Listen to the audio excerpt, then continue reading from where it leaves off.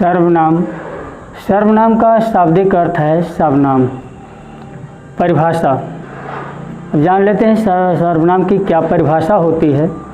संज्ञा के बदले प्रयोग किए जाने वाले शब्द को सर्वनाम कहते हैं। जैसे संज्ञा में राम, मोहन ये नाम है, इसके बदले में हम जिस शब्द का प्रयोग करते हैं उसे हम सर्वनाम कहते हैं। अभी सर्वनाम के भेद, कितने प्रकार के सर्वनाम होते हैं वो देखें। कुल 6 प्रकार के होते हैं। नंबर 1 पुरुषवाचक सर्वनाम, निश्चयवाचक सर्वनाम, अनिश्चयवाचक सर्वनाम, संबंधवाचक सर्वनाम, प्रश्नवाचक सर्वनाम, निजवाचक सर्वनाम। पुरुषवाचक सर्वनाम, इसकी परिभाषा वक्ता, श्रोता तथा अन्य व्यक्ति के लिए प्रयोग में आने वाले शब्द को पुरुषवाचक सर्वनाम कहते हैं। अब पुरुषवाचक सर्वनाम के भेद, उत्तम पुरुष, मध्यम पुरुष, अन्य पुरुष। टोटल कितने हुए? 3। पुरुषवाचक सर्वनाम के 3 भेद हो गए। अब नंबर 1 उत्तम पुरुष। उत्तम पुरुष की परिभाषा, वक्ता को उत्तम पुरुष कहा जाता है। जो बोलने वाला होता है उसे हम क्या कहते हैं? उत्तम पुरुष। वह स्वयं के लिए इन सर्वनामों का प्रयोग करता है। कौन कौन से सर्वनाम? जैसे अपने लिए मैं, हम, हमें, हमारा आदि अपने लिए प्रयोग करता है। मध्यम पुरुष, वक्ता सामने वाले श्रोता के विषय में बात करता है, उसे मध्यम पुरुष कहते हैं। जैसे आप, तुम, तुम्हें, तुम्हारा, तुमको आदि। अन्य पुरुष, वक्ता श्रोता से किसी के बारे में जो वहाँ उपस्थित ना हो कोई बात कहे तो उसे अन्य पुरुष सर्वनाम कहते हैं। जैसे वह, वे सब, ये सब, इनका, उनका, उन्हें, वे लोग आदि। अभी निश्चयवाचक सर्वनाम।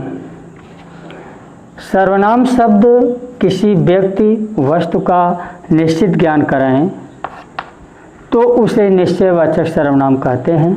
जैसे यह मेरी कलम है, यह मेरा गांव है। यह शब्द बता रहा है यह कि यह कलम मेरी ही है, अर्थात निश्चित है। यह मेरा गांव है, मतलब ये भी बता रहा है सर्वनाम, निश्चित कर रहा है कि यह मेरा गांव ही है। अनिश्चयवाचक सर्वनाम। सर्वनाम शब्दों का प्रयोग अनिश्चित व्यक्ति वस्तु का ज्ञान कराने के लिए होता है। अनिश्चयवाचक सर्वनाम कहते हैं किसका? अनिश्चित व्यक्ति वस्तु, इसी का ज्ञान कराता है अनिश्चयवाचक सर्वनाम। जैसे उदाहरण में देखो बाहर कोई खड़ा है। कोई शब्द यह संकेत कर रहा है कि अनिश्चित है। दूसरा, मुझे कुछ रुपए दे दो। कुछ शब्द ये अनिश्चित है, इसकी संख्या नहीं मालूम है, इसे हम क्या कहते हैं? अनिश्चयवाचक सर्वनाम। ये सर्वनाम का प्रयोग है, सर्वनाम है, अनिश्चित है। संबंधवाचक सर्वनाम। सर्वनाम शब्द 2 संज्ञाओं तथा 2 घटनाओं के बीच संबंध बताते हैं। चाहे 2 घटना हुई हो, कोई भी कार्य हुआ हो, या फिर संज्ञाएं हों, नाम हों, इनके बीच का संबंध बताता है संबंधवाचक सर्वनाम। जैसे जो जैसा करेगा वह वैसा भरेगा। जैसा का संबंध किससे है? वैसा से संबंध है। ठीक, जैसा वैसा, जैसा करेगा वैसा भरेगा, जैसी करनी वैसी भरनी। यहाँ क्या है?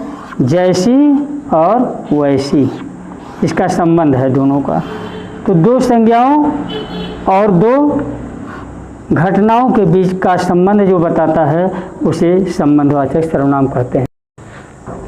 प्रश्नवाचक सर्वनाम, जिस सर्वनाम शब्द का प्रयोग प्रश्न पूछने के लिए किया जाए उसे प्रश्नवाचक सर्वनाम कहते हैं।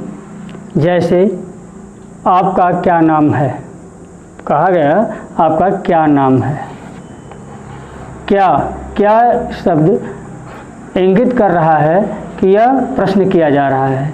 वे दोनों कहाँ गए, कहाँ शब्द भी संकेत कर रहा है, प्रश्न कर रहा है, इसी से प्रश्न किया जा रहा है। वे सब कहाँ रहते हैं, कहाँ रहते हैं, यह प्रश्न कर रहा है, इसी शब्द से प्रश्न किया जा रहा है। तो ये शब्द क्या कैसे शब्द हैं, प्रश्नवाचक सर्वनाम हैं। निजवाचक सर्वनाम, जो सर्वनाम शब्द निजत्व का मतलब अपनापन, स्वयं का भाव प्रकट करते हैं, उन्हें निजवाचक सर्वनाम कहते हैं। जैसे यह पुस्तक मेरी है, यह पुस्तक मेरी है, मतलब दृढ़ता पूर्वक कहा जा रहा है कि मतलब ये पुस्तक मेरी ही है, निश्चित है, और अपनापन दिखा रहा है कि यह मेरा ही है, किसी और का नहीं है। मैं अपना कार्य स्वयं कर लूँगा, स्वयं शब्द यह बता रहा है कि मैं खुद कर लूँगा। यह मेरा घर है, यह भी निश्चित है, अपनापन दिखा रहा है यह शब्द कि यह मेरा ही घर है, किसी अन्य का नहीं। तो ऐसे शब्द को क्या कहते हैं, निजवाचक सर्वनाम।